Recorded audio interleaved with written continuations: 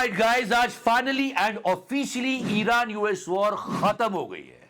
लोग खुल के बोल रहे हैं कि अमेरिका की सबसे बड़ी डिफीट है और ईरान की सबसे बड़ी विक्ट्री। पर एक बात और याद रखने वाली है। क्या? इस वॉर को ईरान के खिलाफ अमेरिका और इजराइल ने मिलकर लड़ा था, लेकिन लोग पूछ रहे इजराइल कहां है? कहां है? अरे कहीं नहीं है। डोनाल्ड ने उसे खुद बाहर कर दिया और बड़ी बेइज्जती करके बाहर किया। न जाने कितनी गालियां दी है। एंड ही सेड कि मेरे बिना इजराइल कुछ नहीं है। ये सारी बातें हुई है। एंड याद करो वॉर के पहले मोदी जी, बीबी इफ यू रिमेंबर, जब से ये वॉर शुरू हुई थी मोदी जी ने फादरलैंड मदरलैंड कर दिया था इजराइल जाके। तभी से हमने कह दिया था कि इस वॉर से कुछ नहीं मिलेगा। डोनाल्ड को मिलेगी सिर्फ एक चीज, $300 बिलियन दे रहा है ईरान को यूएस से। और जो खर्चा इनका हुआ है वो तो मैं आपको बताऊंगा ही बताऊंगा, जो युद्ध में नुकसान हुआ है।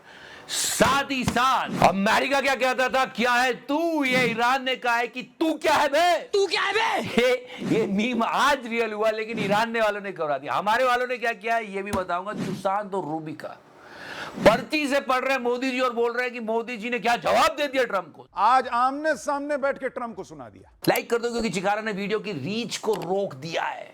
आपके लाइक करने से बहुत सारे लोगों तक पहुंचेगा। जल्दी सब्सक्राइब कर दो। लोग क्या क्या कह रहे हैं, मुझे चूहा बोला गया। मोदी जी आप लेजेंड हो, आपको आता था, लेकिन आपके दोस्त बीबी पी पी कर रो रहा होगा। अरे क्यों किया आपने फादरलैंड मदरलैंड जाकर ये मेडल पहना वहां पर। आज युद्ध खत्म हो गया ऑफिशियली, लेकिन इजराइल की पोजीशन बद से बदतर हो गई है। डोनाल्ड उसे पूछ ही नहीं रहा है। अरे बाप रे। और हम वॉर के पहले इसके पास गए थे, सीरियसली। और क्या हुआ है आज, ये डिजिटली साइन हो चुका है। ऑफिशियल सेरेमनी 19 जून को होगी और इस एमओयू में बस डोनाल्ड सफेद झंडा लेके नहीं खड़ा है, बाकी सब कुछ है। भाई $300 बिलियन दे रहे हो ईरान को, मतलब मोदी जी की भाषा में लेने के देने पड़ गए। पहले तूने बॉम्ब मार के बिल्डिंग गिराई, अब $300 बिलियन दे के वही बिल्डिंग खड़ी कर रहा है। तू कंस्ट्रक्शन फील्ड में है भाई डोनाल्ड, तुझे तो पता ही होगा। और ये क्यों किया तूने, ये क्यों किया? न्यूक्लियर वेपन्स के लिए किया था कि ईरान के पास न्यूक्लियर वेपन नहीं होना चाहिए। इस एमओयू के बाद क्या है, क्या ईरान बोल रहा है कि हम न्यूक्लियर वेपन नहीं बनाएंगे। वो तो पिछले 50 सालों से बोल रहा था। तूने क्या उखाड़ लिया? कि आम चाहे कितने भी बड़े हो जाएं, रहते वो डाल के नीचे ही है। और अब इस एग्रीमेंट के बाद 30 दिन के अंदर अंदर यूएस नेवी बाहर चली जाएगी। अंदर तो वैसे भी नहीं घुस पा रही थी, तो आई क्यों थी हमारे लोग ही जान लेने। क्या उखाड़ लिया? साइन कर रहे बाबा, साइन कर। और इतने सालों से जो सैंक्शंस लगा रखे थे अमेरिका ने ईरान पर, इस डील के बाद वो भी हट जाएंगे। तो तूने क्या पाया डोनाल्ड? ऑयल, पैसा, आजादी और $300 बिलियन ईरान को ही मिले हैं। अब अगर आप अमेरिका का नुकसान कैलकुलेट करोगे तो डोनाल्ड कच्चे में आ जाएगा। स्टाइल मारते मारते कर्जे में यहाँ तक डूब चुका हूँ मैं। इसीलिए तो सबके सामने खुद को बॉस बोल रहा है। I am the boss. याद रखना, जो इंसान बार बार खुद को कुछ कहता है ना, वो कभी नहीं होता है। चाय। और सबसे बड़ी बात जो हमारे लिए भी इंपॉर्टेंट है, इस डील के साइन होते ही ईरान अपना ऑयल धड़ल्ले से बेच सकता है।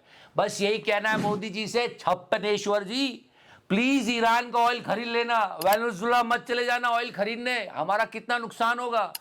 मतलब देखो, ईरान ने सच में झुका दिया डोनाल्ड को। वो सारी शर्तें मान के, हाथ जोड़ के।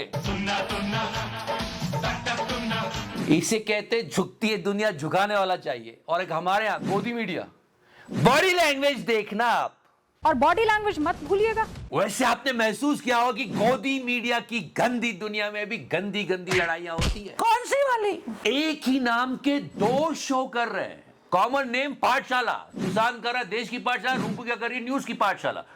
और लड़ाई जबरदस्त। लेकिन मेरे पास आइडिया है। क्या? अरे पाठशाला का नाम बदल के चाटशाला रख लो।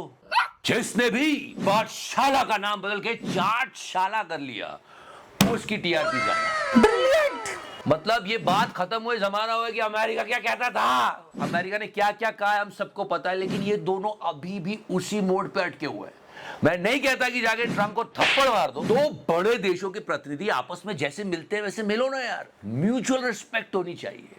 कोई किसी पे भारी मत पड़ो, पर आराम से बात तो हो। यहाँ ये सुशांत और रूबी का अपनी अपनी चाटशाला में ऐसे लगे हैं कि बता दिया हमने अमेरिका क्या कहता था और हमने कह दिया तू क्या है बे। और बॉडी लैंग्वेज मत भूलिएगा। बॉडी लैंग्वेज देखिए, पूरी बात सुनिए रूबिका की। आज मोदी के सामने ट्रम्प जहाजों पर हमले के मुद्दे पर नरम दिखे, और मैं ऐसे ही नहीं कह रही हूं नरम दिखे, आप सुनिए आपको भी समझ में आ जाएगा। और बॉडी लैंग्वेज मत भूलिएगा। रूबिका, ये बॉडी लैंग्वेज है?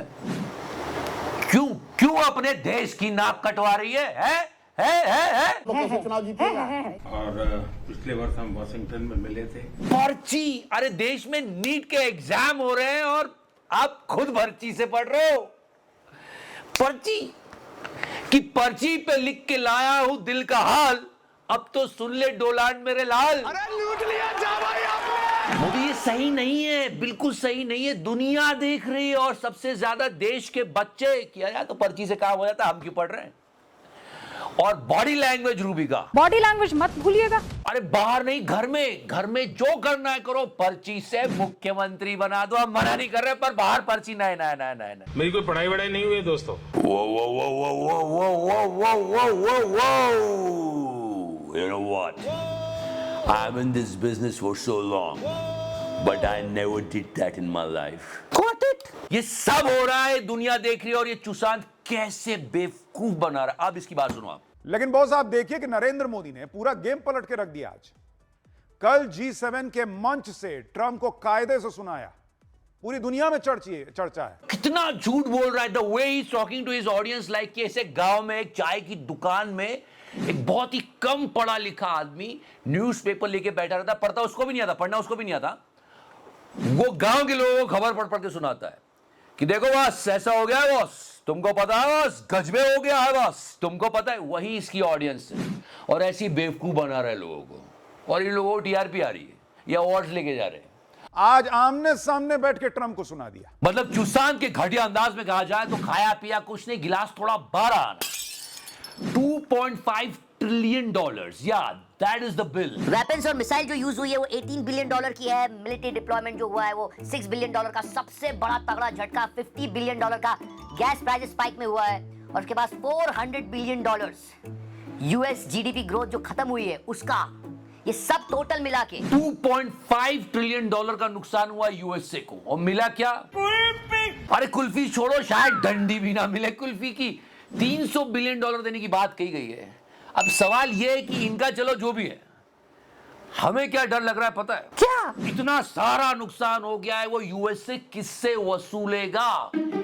इस घाटे की भरपाई किससे करवाएगा? $19.2 trillion coming in, and we're building factories, we're building everything, and Prime Minister is building a lot in the United States. ये सवाल मैंने कल भी पूछा था कि $19.2 ट्रिलियन में हम कितने दे रहे हैं? बोल तो रहा है कि हम दे रहे हैं। दोनों सेठों ने भी अपने अपने पैसे डाल दिए। समझने वाले को इशारा कॉपी। बहुत अजीब लग रहा है यार। एनीवेज, मोदी जी चाहे जो भी हो, आपको पर्ची से नहीं पढ़ना था। मोदी जी आप यहाँ पढ़ के और एक्सीलेंसी बोल रहे हो, और वहां वो बिना पढ़े एमओयू पे साइन कर रहा है और मार्को रूबियो उससे करवा रहा है जो हमको धमकी दे रहा था। बस अब यही प्रार्थना है कि वसूली करने हमारे पास ना आ जाए। देखो क्या हालत हो गई यार। देख लेंगे डोनाल्ड को भी। फिलहाल तो ईरान को ऑयल, पैसा, आजादी, $300 बिलियन, और इस डोनाल्ड को yes kulfi. Anyways, thank you so much for the video. Love you 3000। Touch करो एंड यस लाइक का बटन जरूर दबाना। चिकारा है ना, वीडियोस आगे नहीं बढ़ने दे रहा है। आप लाइक दबाओगे ज्यादा से ज्यादा लोगों तक ये जाएगा। Love you 3000। टच करो। मैंने टच किया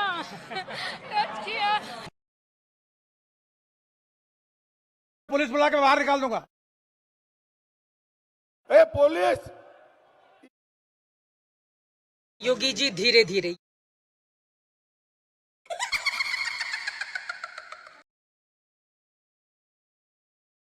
अमेरिका का प्रधानमंत्री बार बार मोदी जी को बुलाता है, आओ मेरे साथ संबंध बनाओ।